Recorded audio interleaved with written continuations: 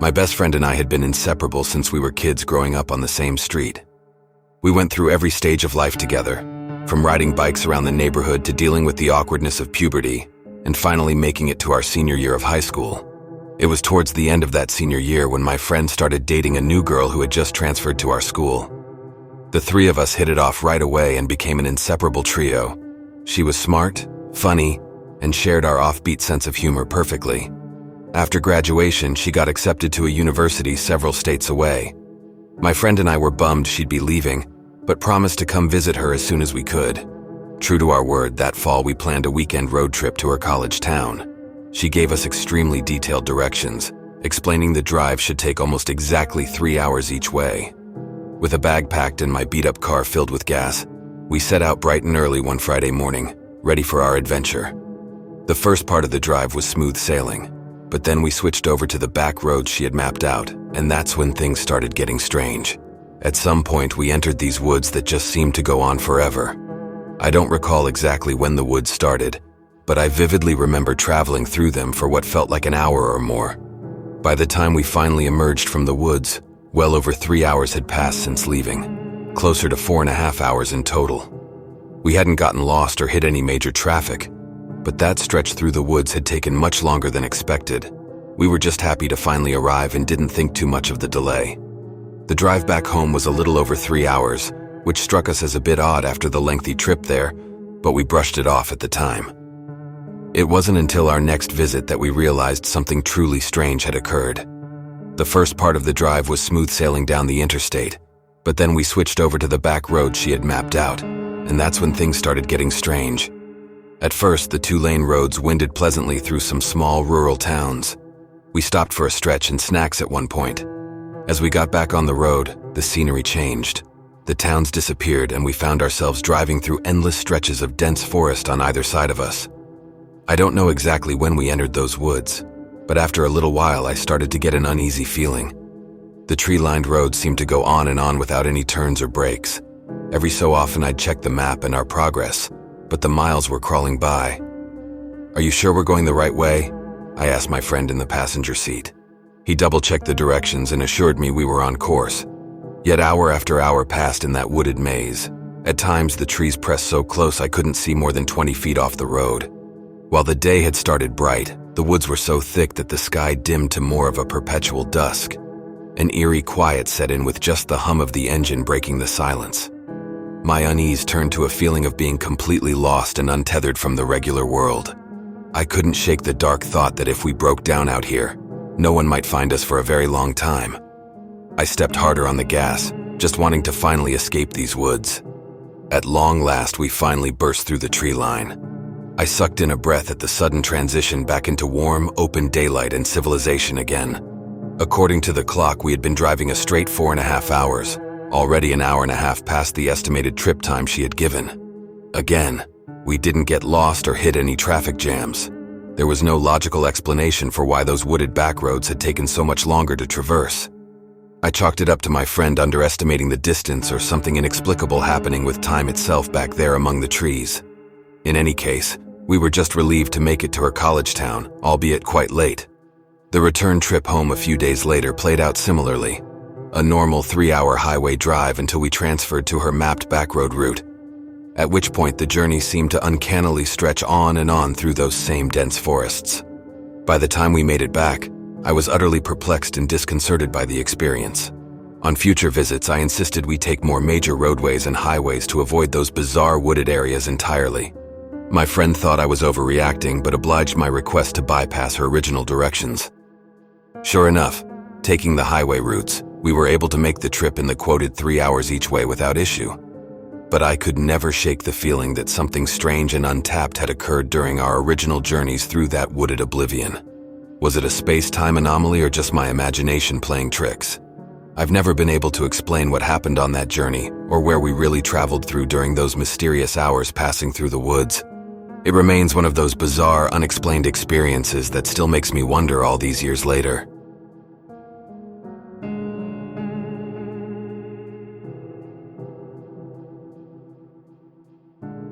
It had been a long day, the kind that leaves you emotionally drained but with a warm glow inside. My best friend's wedding was beautiful, filled with so much love and joy that it was impossible not to get swept up in the celebration. By the time we left the rustic barn venue, my cheeks ached from smiling and my feet throbbed from hours of dancing. The drive back would be at least 3 hours through the winding back roads that cut through the heart of the countryside. As my boyfriend and I waved goodbye, I couldn't help feeling a pang of sadness that the magical day was over. He squeezed my hand, sensing my melancholy, and I managed a tired smile as we headed to the car. Once on the road, the soft drone of the engine and the rhythmic swaying quickly lulled me into a contented daze. I gazed out at the inky darkness punctuated only by our headlights tunneling through the night. Row after row of barren trees lined the narrow 2-lane road, their skeletal branches reaching up in twisted silhouettes. I must have nodded off at some point because the next thing I knew, blazing lights were assaulting my eyes. Instinctively, I shrank back, shielding my face. That's when the screaming began. A raw, visceral sound as if someone was being torn apart. My heart seized in my chest as I was violently flung against the door by the violent swerving of the car. Disoriented, I could only gape at my boyfriend in horror. "What? Are you okay?" I cried out, struggling to make sense of what was happening. His eyes were wide, face ashen as he gripped the steering wheel with white knuckles. Words tumbled out in a frantic rush. "Didn't you see it? The truck, it came out of nowhere, barreling straight at us. Its lights blinded me and I had to veer off the road. I thought we were goners for sure." His voice was gravelly, almost unrecognizable. He was shaking violently now, sweat beading on his brow as the panic took hold. I reached for his hand, trying to anchor him. I peered out the back window, but the road behind us was empty, stretching out in an unbroken line of darkness. No taillights, no rumbling engines, nothing. Just the silence of the country night. He was visibly shaken, hands trembling on the wheel. I wanted to believe him, but it didn't make sense. How could a massive truck have passed us without a sound, without us feeling its wake? The road was too narrow. There was no possible way. And yet, I couldn't shake the memory of those blinding headlights, that sudden flare of brightness that triggered his panic. What did he see? What narrowly missed us in that split second? The rest of the drive passed in tense silence, my mind replaying that moment over and over, trying to make sense of the unexplainable. Even now, I can't be sure what happened on that dark road. But the fear in his voice, that I'll never forget. In the days that followed, I couldn't shake the feeling of unease that had settled over me like a shroud. No matter how many times I replayed that night in my mind, I couldn't make sense of what had happened on that desolate country road. My boyfriend insisted he had seen a massive semi-truck bearing down on us, its blinding lights filling the windshield before he wrenched the wheel and sent us careening off the road. But there was no evidence, no skid marks or debris, nothing to corroborate his terrifying story. Still, the raw fear in his voice, the sheer panic etched on his face, it haunted me. What could have provoked such a visceral reaction if not something catastrophic? I knew he wouldn't make something like that up, but the total absence of proof left me feeling unsettled in a way I couldn't quite articulate. As the days turned into weeks, the incident began to consume my thoughts more and more. That stretch of road loomed in my mind, taunting me with its dark secrets. I found myself idly searching for news reports of accidents or analyzing maps of the area, desperate for any clue that might shed light on that night's events. Eventually, I could no longer ignore the nagging need for answers. Late one night, while my boyfriend slept soundly beside me, I opened my laptop and began scouring the internet. Sheriff's department logs, local news archives, community forums. I scanned them all, inputting the cross streets and details I could remember. At first, my searches yielded nothing out of the ordinary, just the standard fender benders and DUIs you'd find on any rural highway. But then, I stumbled across an unsolved hit-and-run case from a few years prior that had occurred just miles from where we had our incident. The details were chilling. The details of that hit-and-run case sent a chill down my spine. A young woman driving home alone on those same desolate back roads in the dead of night had reportedly swerved to avoid a phantasmic pair of headlights barreling towards her. She had lost control of her car and careened off the road, suffering severe injuries. When the police arrived, there was no trace of another vehicle involved. Just like our incident, it was as if the oncoming car had simply vanished into thin air, leaving only terror and confusion in its wake. The case went cold, written off as a potential hallucination or moment of distracted driving. But as I read further into the fragmentary accounts, a pattern began to emerge. One that made the hairs on the back of my neck stand on end. Over the years, there had been a handful of other strange, seemingly inexplicable swerving incidents along that very same stretch of road. Common threads ran through the victims' stories. The sudden, blinding lights from an unseen vehicle, wild overcorrections to avoid a potential head-on collision, but a complete absence of any physical evidence that another car was involved.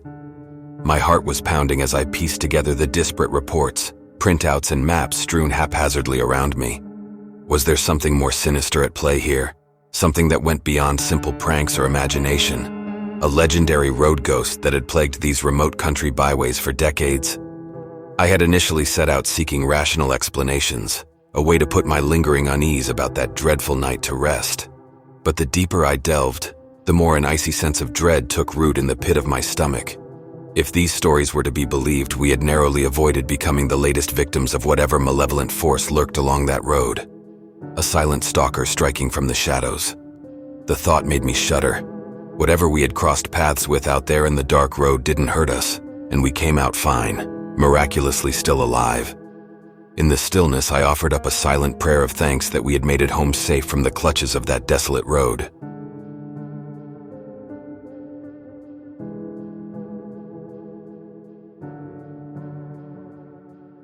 I'm a 68-year-old retired long-distance truck driver. Driving an 18-wheeler across the endless highways was my life's work for over 40 years. I've logged millions of miles crisscrossing this country, seeing both the beautiful and desolate landscapes it has to offer. The open road was my home away from home. My mom was my biggest supporter through it all. She raised me single-handedly after my father passed when I was just 6 years old. Money was always tight, but her endless love, encouragement, and self-sacrifices allowed me to pursue my trucking dreams. We were extremely close. She was my best friend. Sadly, she died from cancer when I was 32. Losing her rocked my world. After her passing, I often drove throughout the night and early morning hours over unfamiliar roads, keeping myself busy to cope with the loneliness and grief. This one particular night when I was 35, it was between 2 a.m. and 3 a.m., and I was driving down a twisting country road that was so narrow only one vehicle could fit at a time.